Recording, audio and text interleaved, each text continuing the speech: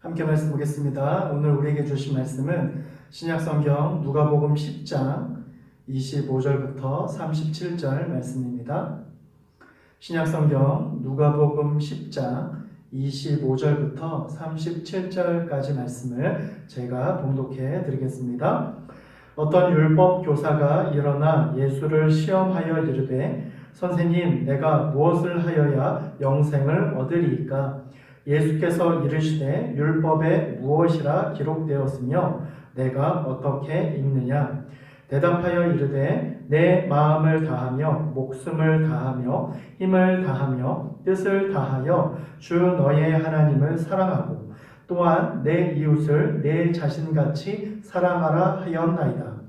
예수께서 이르시되 내 대답이 옳도다. 이를 행하라. 그러면 살리라 하시니 그 사람이 자기를 옳게 보이려고 예수께 여짜오되 그러면 내 이웃이 누구나이까? 예수께서 대답하여 이르시되 어떤 사람이 예루살렘에서 여리고로 내려갔다가 강도를 만나매 강도들이 그 옷을 벗기고 때려 거의 죽은 것을 버리고 갔더라. 마침 한 제사장이 그 길로 내려가다가 그를 보고 피하여 지나가고 또 이와 같이 한 레위인도 그곳에 이르러 그를 보고 피하여 지나가되 어떤 사마리아 사람은 여행하는 중 거기 이르러 그를 보고 불쌍히 여겨 가까이 가서 기름과 포도주를 그 상처에 붓고 싸매고 자기 짐승에 태워 주막으로 데리고 가서 돌보아 주니라. 그 이튿날 그가 주막 주인에게 데나리온 2를 내어주며 이르되 이 사람을 돌보아 주라. 비용이 더 들면 내가 돌아올 때에 갚으리라 하였으니 내 생각에는 이 사람 중에 누가 강도 만난 자의 이웃이 되겠느냐? 이르되 자비를 베푼 자니이다. 예수께서 이르시되 가서 너도 이와 같이 하라 하시니라. 아멘. 이 세상의 모든 강이 바다를 향하여 아래로 흐르듯이 그리스도를 향해 나아가는 성도들은 그리스도께서 가장 낮은 곳으로 오신 것처럼 우리도 낮은 곳으로 지향해야 합니다. 그것은 이웃이 겪는 아픔을 함께 아파하고 그들의 눈물을 닦아 주는 것입니다. 그럴 때에 우리는 성도 본연의 모습을 얻을 수 있는 것입니다. 사람, 장소, 환대라고 하는 책의 저자인 인류학자 김현경 선생님은 그의 저서에서 사람을 뜻하는 단어인 인간과 사람을 구별해서 설명합니다. 그는 먼저 인간이라고 하는 말은 자연적이며 생태적인 존재를 나타내는 말로서 생명을 받아 태어난 사람은 누구나 다 인간이라는 것입니다. 그러나 사람이라고 하는 단어는 인간의 사회적인 존재를 나타내는 말이기 때문에 인간이 사람이 되기 위해서는 누군가가 그의 이름을 불러주고 그가 머물 자리를 만들어 주어야만 사람이 될 수 있다라고 하는 것입니다. 이것을 다르게 말하면 설 자리를 배정받지 못한 이들이나 사회에서 선택의 대상이 되지 못하는 소외된 이들은 인간이지만 사람 취급을 받지 못한다는 것입니다. 그래서 사람이 살맛나는 세상이란 그 사회에서 가장 연약한 사람, 그리고 자기 목소리를 갖지 못한 사람이 안심하며 머물 수 있도록 배려하는 사회가 건강한 사회라고 하는 것입니다. 이처럼 사람이 사회적인 관계를 맺고 사는 존재들이 바로 사람입니다. 그래서 사람은 누구나 혈연, 지연, 학연 등을 중심으로 인간관계를 맺습니다. 또한 재산, 신분, 그리고 종교 등을 따져서 그러한 동질성이 발견되면 깊은 관계를 맺지만 그러나 반대로 공통점을 발견하지 못하면 아무리 서로의 집이 맞닿을 만큼 가까운 이웃이라고 하더라도 마음의 거리를 두는 관계가 되는 것입니다.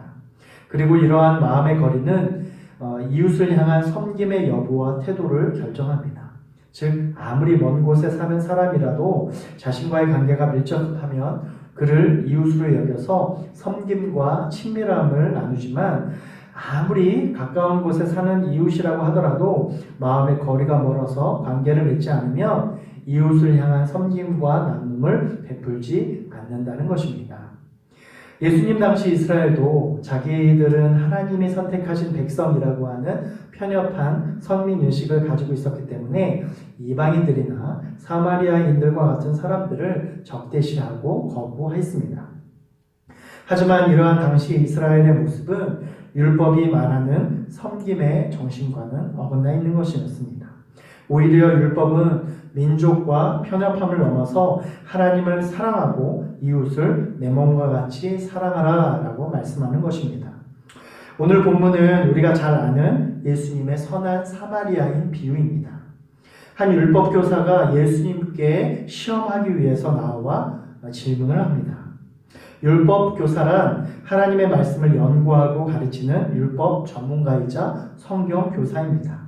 이 율법교사가 예수님께 질문한 내용은 내가 무엇을 하여야 영생을 얻겠습니까? 라고 하는 질문입니다.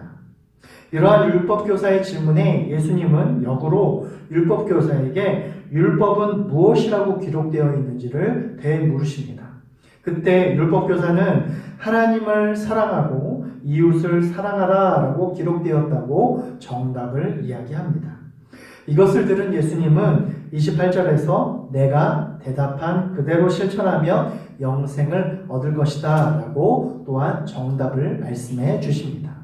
즉 내가 모르는 것을 물어보는 것이 아니라 아는 것을 물어보는데 알고 있는 것을 실천하기만 하면 된다라고 하는 것을 지금 예수님은 말씀하고 있는 것입니다. 이것은 예수님이 예수님을 시험하려는 율법교사의 심중을 꿰뚫어 보았기 때문에 이런 대답을 하신 것이기도 하지만 당시 바리새인들이나 율법학자들이 갖고 있었던 문제들, 즉 율법을 잘 알고 그 지식은 많지만 그 지식을 삶에서 실천하지 않는 것은 진정한 율법을 준수하는 삶이 아니다라고 하는 것을 친히 예수님께서 책망하고 계시는 것입니다. 그러나 율법교사는 이러한 예수님의 대답을 인정하지 못하고 자기를 예수님보다 더 옳게 보이려고 다시 예수님께 질문합니다. 그럼 내 이웃이 누구입니까? 라고 예수님께 다시 질문합니다. 이것은 이 율법교사가 예수님의 말씀을 실천할 마음이 없을 뿐만 아니라 진정 영생을 원한다 하더라도 예수님이 말씀하신 그 율법의 실천, 사랑의 실천을 하지 않고도 얻을 수 있는 그러한 영생을 이 율법교사가 원했다라고 하는 것을 우리에게 말해주고 있는 것입니다. 사랑하는 성도 여러분, 우리도 삶에서 우리가 이미 알고 있는 말씀을 실천하는 것이 예수님의 진정한 성도의 모습임을 우리가 이미 알면서도 이 율법교사처럼 삶에서 실천하는 것을 회피하고 하기 싫어하고 있지는 않은지 우리가 이 시간 우리의 삶을 돌아보기 원합니다. 이 시간 우리가 듣고 아는 것을 실천하는 것이 진정한 하나님의 자녀의 모습이고 성도의 모습이고 영생을 얻은 자의 모습이라고 하는 예수님의 말씀을 기억하고 우리가 알고 있는 말씀을 우리의 삶 속에서 실천하여서 하나님을 사랑하고 내 이웃을 내 몸과 같이 사랑하라 라고 하는 그 말씀을 우리의 삶 가운데에 실천하고 회피하지 않을 수 있는 저와 여러분 될 수 있기를 간절히 소망합니다. 이처럼 예수님의 말씀을 듣지 않고 내 이웃이 누구입니까? 라고 물은 율법교사의 질문은 당시 율법학자들과 바리새인들이 갖고 있었던 이웃 사랑에 대한 편협한 생각을 우리에게 여실히 보여주고 있습니다. 자신들에게 이웃은 이스라엘에 한정되어 유대인들 중에서도 자신들의 말을 잘 듣고 율법을 잘 지키는 사람들만이 하나님과 자신들의 이웃이다라고 하는 편협한 생각을 한 것입니다. 그래서 이 율법교사는 예수님이 생각하는 이웃이 누구인지, 자신들이 생각하는 이웃과 예수님이 생각하는 이웃이 맞는지를 확인하고 싶어서, 시험하고 싶어서 예수님께 이렇게 질문하는 것입니다. 이러한 율법교사의 질문에 예수님은 놀랍게도 율법교사가 전혀 예상하지 못한 사마리아인의 이야기를 꺼내십니다. 게다가 예수님은 유대인이 사마리아인을 돕는 것이 아니라 사마리아인이 유대인을 돕는 이야기를 하고 계시는 것입니다. 예수님의 이야기가 진행되면서 율법 교사는 더욱 혼란에 빠집니다. 강도 만난 유대인에게 도움을 줄 것 같았던 같은 민족이며 경건한 사람의 대표인 제사장이나 레위인은 오히려 강도 만난 자기 동족을 피합니다. 이들은 강도 만난 자의 이웃이 되기를 스스로 거절한 것입니다. 그런데 당시 유대인들이 이웃이라고 생각하기는커녕 상종도 하지 못할 원수보다 못한 한 사마리아인이 이 강도 만난 유대인에게 도움을 주고 사랑을 베푼 것입니다. 이 사마리아인은 강도 만난 자를 위해 자기의 여행길을 중단하고 심지어 자기가 갖고 있는 것을 내어주어서 이 강도 만난 자에게 도움을 준 것입니다. 이 강도 만난 자에게 진정한 이웃이 되어줄 것만 같았던 제사장이나 레위인들은 정작 도움이 필요한 이들에게는 좋은 이웃이 되기를 거절했지만 오히려 원수처럼 대했던 사마리아인은 도움이 필요한 이 강도 만난 자를 외면하지 않고 최선을 다해서 이웃이 되어주고 하나님이 말씀하신 이웃 사랑을 온전히 실천한 참된 이웃이 되었던 것입니다. 이 이야기를 마친 후에 예수님은 다시 율법교사에게 질문합니다. 내 생각에는 이 세 사람 중에 누가 강도 만난 자의 진정한 이웃이겠느냐? 이 질문은 너는 이 강도 만난 자를 외면했던 제사장이나 레위인의 모습이 너에게도 있지 않느냐라고 지금 이 율법교사에게 예수님은 반문하고 계시는 것입니다. 이 율법교사는 예수님께 질문을 합니다. 그러나 대답은 스스로 정해놓고 그 대답을 기대하고 있습니다. 이 율법교사가 예수님께 질문한 내 이웃이 누구입니까? 라고 하는 질문은 율법교사가 진짜 이웃을 몰랐기 때문에 물어보는 것이 아니라는 것입니다. 오히려 내 이웃에서 이방인이나 사마리아인 등 자신과 맞지 않는 사람들을 범위에서 빼버리기 위한 정당성을 얻기 위해서 예수님께 동의를 구하고 그러한 질문을 한 것입니다. 그러한 율법교사에게 예수님은 선한 사마리아인의 이야기를 해줌으로써 율법교사가 스스로 정해놓은 이웃의 개념을 예수님께서 깨트려 버리신 것입니다.